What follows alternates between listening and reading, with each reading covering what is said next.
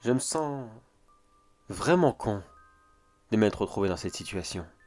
Moi qui voulais faire quelque chose de bien, reprendre une nouvelle vie, repartir à zéro. Eh bien, avant même d'avoir repris la case départ, me voilà sur celle de fin. Cela s'est passé il y a peu, quelques jours à peine. Comme je vous l'ai dit, j'avais envie de changer d'air. De tout, de travail, de maison, de tout ce qu'il pouvait y avoir. J'ai donc passé comme cela plusieurs jours, à regarder les petites annonces sur les sites. La reprise d'un café? Non merci, je n'ai jamais été du matin. La reprise d'une boulangerie? Alors déjà, je ne suis pas du tout qualifié pour ça, et encore, là c'est encore pire niveau matinée. Non, c'était assez répétitif. Des pizzerias, des supérettes. Dans la très grande majorité des cas, c'était toujours les mêmes choses qui étaient demandées. À une petite annonce près. Celle-ci demandait un nouveau gardien de phare. J'avoue que j'avais été assez curieux pour le coup. Je me suis empressé de cliquer dessus. Et j'y ai découvert une annonce assez chouette. La description était assez simple. Recherche nouveau gardien de phare pour reprendre les activités au plus vite.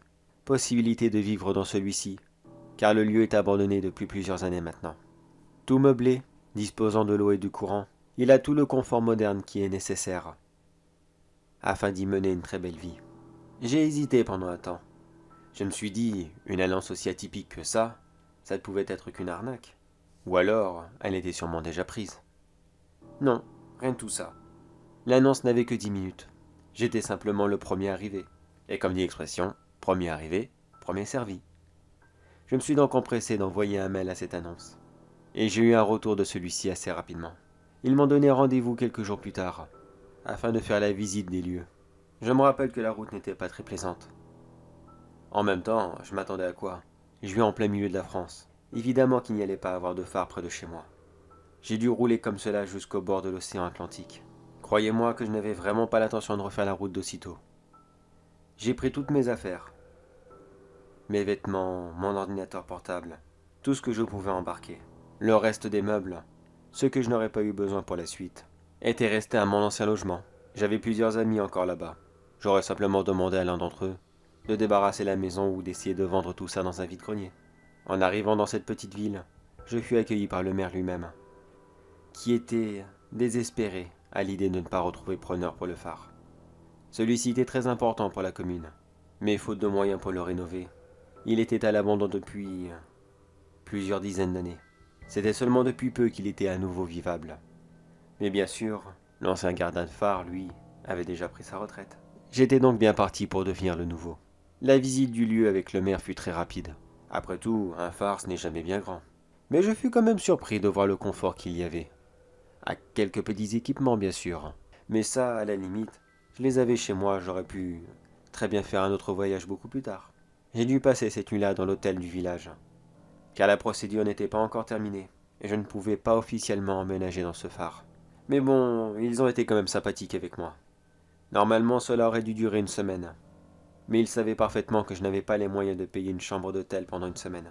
Alors ils ont accéléré les procédures et fermé les yeux sur les quelques derniers jours qui pouvaient rester. Et c'est là que tout a dérapé. Le jour même où j'y suis retourné, mais cette fois-ci tout seul. Tout content de moi d'entrer dans mon nouveau logement. Et surtout, un logement complètement atypique. Je vous laisse imaginer quelle fut ma surprise. Quand en ouvrant la porte, je découvris une très belle femme, qui était là, en plein milieu du salon. Complètement surpris de la voir, j'ai immédiatement pensé à une squatteuse ou une voleuse, qui devait venir de temps en temps afin de profiter du lieu. Mais si cela aurait été le cas, elle se serait sauvée en me voyant. Et cela ne fut pas le cas. Elle restait là, à me regarder avec un immense sourire. Puis elle m'expliqua. Bonjour, j'ai pris l'habitude de venir depuis quelque temps. Le lieu ici, paisible, tranquille. C'est un endroit parfait pour méditer, réfléchir sur le sens de la vie, écouter les vagues ainsi que le doux bruit de la mer. C'est tout simplement magnifique. J'avoue que sur le coup, j'étais beaucoup plus consolidé sur l'idée que c'était une squatteuse. Mais elle avait un petit je ne sais quoi, qui me faisait quand même penser le contraire. Puis elle continua. Je n'ai pas envie de vous déranger, je viens juste profiter de ce lieu une dernière fois pour ne plus jamais revenir. Elle commença alors à avancer doucement vers la sortie, dans une démarche aussi sensuelle que gracieuse. Elle était si magnifique, une longue robe en sirène, qui moulait à la perfection sa silhouette, de longs cheveux noirs, qui descendaient jusqu'au bas de sa taille, et deux magnifiques yeux, dont s'y reflétait le bleu de l'océan lui-même. Comme le plus grand des idiots du monde, je l'ai finalement rattrapée et je lui dis qu'elle pouvait rester, et qu'elle pouvait revenir quand elle voulait. Et c'est là que fut mon erreur. Je l'avais volontairement invitée. Il ne fallait surtout pas faire ça, car effectivement, si je n'aurais rien dit, elle ne serait plus jamais revenue chez moi sans autorisation. Mais là, j'avais littéralement ouvert ma porte au mal. Elle est revenue comme cela plusieurs jours de suite. À chaque fois, nous échangeons de longues conversations, aussi merveilleuses les unes que les autres. Et je dois même l'avouer, j'étais littéralement tombé sous son charme. Mais il y a quelques heures, ce soir-là, notre dernier soir, après avoir partagé un succulent repas avec elle, et admiré un superbe coucher de soleil, je lui avais proposé de rester pour la nuit.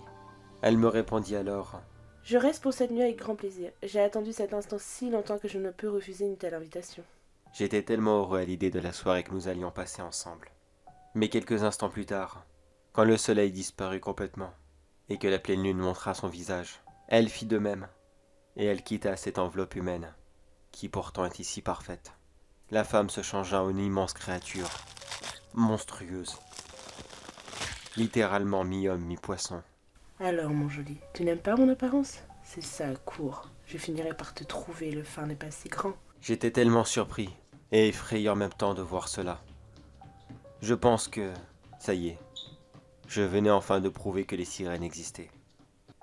Mais malheureusement, je n'allais sûrement le répéter à personne, avant même qu'elle ne termine sa transformation.